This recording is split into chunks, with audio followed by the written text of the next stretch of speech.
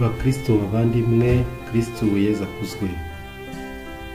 Mu byishimo byinshi turizihiza hamwe na Kiliziya yose umunsi mukuru wa Bikira Mariya ajyanwa mu ijuru. Ni umwe rero mu minsi mikuru ikomeye ya Bikira Mariya duhimbaza muri Kiliziya. Bityo Kiliziya igahamagarira twese abana bayo guteranira hamwe, cyane cyane aho bishoboka, kugira ngo dushimire Imana kubera ineza yagiriye bene muntu ibinyujije ku mubyeyi Bikira Mariya.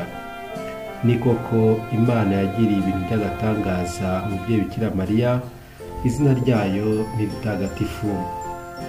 Ijyanwa mu ijuru rya Bikira Mariya ni ihame rya Kiliziya nk'uko byemejwe na Papa Piyo wa 12 tariki ya 1 Ugushyingo 1950, akaba kandi ari n'umunsi mukuru ukomeye ku bana ba Kiliziya.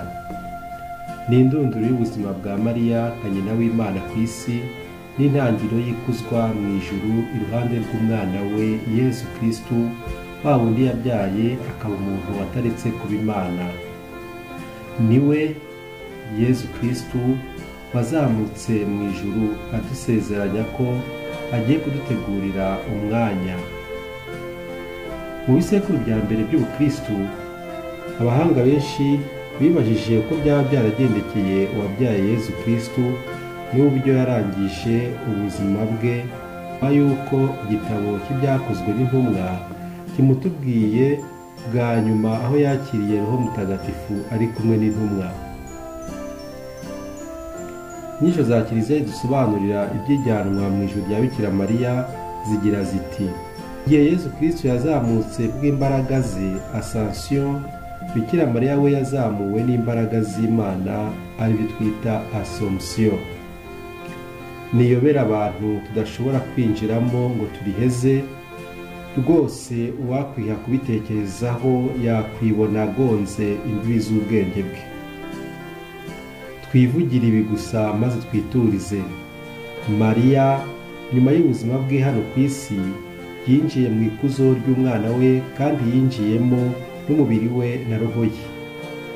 Ubumuntu bwe bwose bwarakujijwe. Ubu arabarizwa mu yindi mibereho ikituri kure twabari hano mu isi. Icyo dusabwa rero ni ukumuha icyubahiro tumugomba, no kumuhimbaza no kumwisunga nk'uko tubihamya mu rusange rw'abatagatifu, dore ko ari igitego mu batagatifu bose. Liturujia ibifashamo abakristo twese ku buryo bw'umwihariko ku munsi nk'uyu nguyu. Ubusanzwe mbere y'uko iki cyorezo cya COVID-19 kibangamira abantu mu guhurira hamwe basingiza Imana, ku mugoroba w'umunsi nk'uyu henshi ku isi, cyane cyane aho Bikira Mariya yagiye abonekera nka hano iwacu mu Rwanda Kibeho, abakristo benshi batangiraga batambagiza ishusho ya Bikira Mariya bagana mu misa y'umugoroba. Ni liturujia yatangiye kera yibutsa abakristo ko Mariya yagendanye ubudahwema n'umwana we igihe yari hano ku isi, kandi ko akomeje kugendana natwe. Ni ubufasha bukomeye rero tugendana.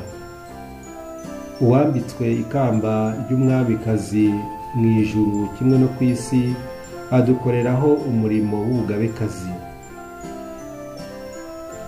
Ijyanwa mu ijuru rya Bikira Mariya kuri twebwe abemera ni ikintu gikomeye cyane, kuko tuhafite umubyeyi utuvuganira iruhande rw'ubutatu butagatifu. Ubundi mu mateka yo gucungura kwacu dusoma mu gitabo cy'intangiriro ko Adamu na Eva bamaze gucumura baciwe mu busitani, ariko Imana ibasezeranya ko inyoko ya bene muntu itazaheranwa n'icyaha. Iyo nzira yo gusubirana uburanga twaremanywe yaje kugenda igaragarira mu masezerano Imana yagiranye n'umuryango wa Isiraheli, cyane cyane mu bushyinguro bw'isezerano. ubwo bushyinguro bwashushanyaga amagambo akubiyemo ibyifuzo by'uhoraho byo kurera umuryango we ngo uzakunde umubere umuryango nawe awubere imana. Ibyo kandi bikagaragazwa n'ikuzo ry'uhoraho ryabaga rituye rwagati mu muryango we. Ijambo ry'uhoraho ryaje kwigaragaza ku buryo bunoze mu kwigira umuntu kwa jambo. Mu ndagakwemera tuvuga ko Yezu Kristu yigize umuntu ku bubasha bwa Roho Mutagatifu akabyarwa na Bikira Mariya. Ikuzwa rya Bikira Mariya rero mbere na mbere niyo neza y'Imana yitoreye Mariya ngo abe nyina wa jambo, maze isi yose ibone ikuzo dukesha Imana yacu ubwo tubisoma mu ntangiriro y'Ivanjili ya Yezu Kristu yanditswe na Yohani. Mariya yatowe kera na kare ngo yambikwe ikamba ryo kuba nyina w'Imana. Nta wundi nkawe wabayeho, nta n'undi nkawe uzabaho.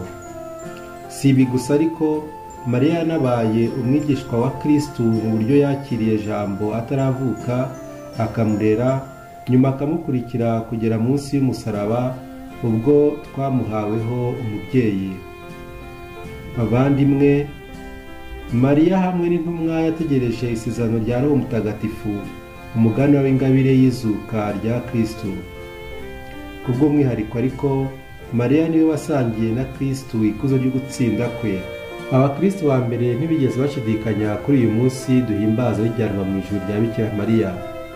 Bumvaga nta kuntu nyina wa jambo yari gushangikira mu mva, kandi uwo yibarutse aganje mu ijuru. Bikira Mariya ariko ntiyajyanwe mu ijuru kuko abakristo babivuga cyangwa bumva nta kundi byari kugenda. Ni icyuzuzo cy'ineza y'Imana, kuko si Mariya gusa, natwe niyo maherezo yacu.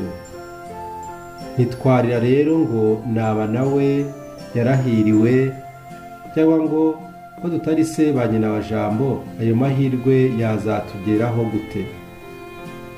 Turi abahire kuko Mariya ni umubyeyi wacu. Iwacu si muri iyi nyanja y'amaganya mu isi, ahubwo ni hariya aganje abengerana ikuzo mu ijuru.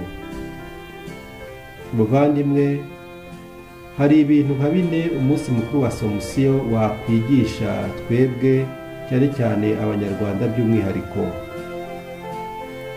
Icya mbere ni uko nta kuzo ritabanzirizwa n'ingorane. Bikira Mariya yabwiwe n'umuhanuzi Simeoni ati, nawe inkota izakwahuranya umutima. Yanyuze mu nzira zigoye rero z'ububabare bukabije, ntabwo ari amashyengo. Amasomo Kiliziya izirikana kuri uyu munsi mukuru abicamo amarenga nk'uko tubisoma mu gitabo cy'ibyahishuriwe Yohani Intumwa. Urugero ni ijambo ububabare bwiramukwa. Iri jambo ni ikimenyetso cy'ubwitange bw'umuntu wese uharanira icyiza. Umugore udashaka kubabarana na gato ntashobora kubyara umwana muzima. Imbuto nayo itemeye kujya mu butaka ngo ibore ntishobora kugondora no gutanga umusaruro.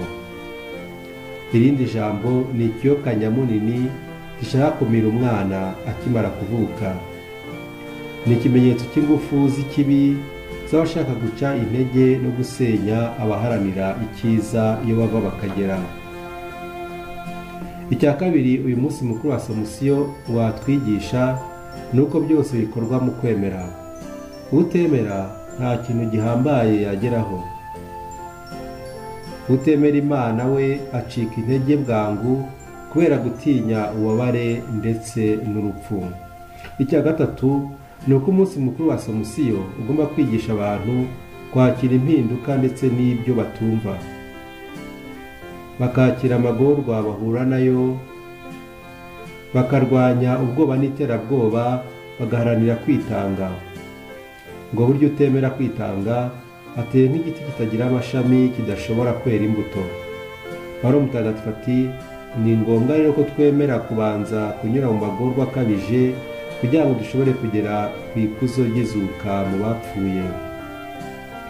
Icya kane uyu munsi mukuru watwigisha ni uko tutagomba kuba ba rutare. Koko ijuru ririho kandi riratuwe.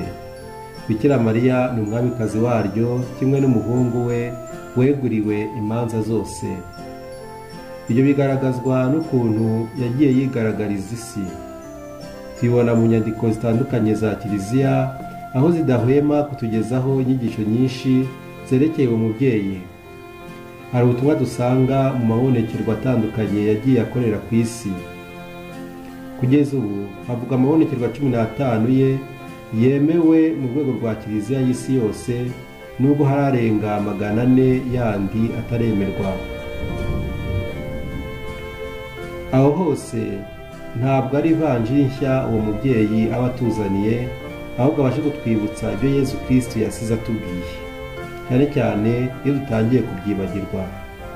Icyo uwo mubyeyi atwifuzaho nk'abana be muri Yezu Kristo ni cya kindi yavugiye mu bukwe bw'i Kana agira ati, icyo ababwira cyose mugikore.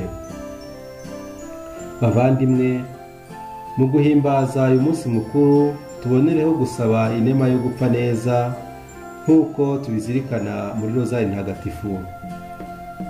Dusabe kandi inema yo kwizera kuzabana na Bikira Mariya mu ngoma y'ijuru, aho aganje asangiye ikuzo n'umwana we Yezu Kristo. Hamwe na Rugamba Sipiriyani mu ndirimbo yahimbiye uwo mubyeyi agira ati, mwana muziranenge Mariya, igitabo cy'umukristu ve ya 47, reka tugire tuti, singizwa mbyeyi twizihiza dukeye, uri nyina wa Jambo, wambaye ikamba ukandagira umwanzi, umwari mwimanyi yigiriye ikirenga urakarama. Bavandimwe, reka nsoze nongera kwifuriza umunsi mwiza wa Bikira Mariya ajyanwa mu ijuru. Nyagasani Yezu nabane namwe. Mwari kumwe n'umuvandimwe Padiri Emmanuel Sabanzima.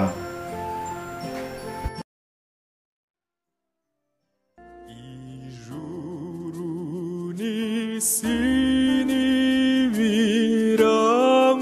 birangurure, biririmba umwari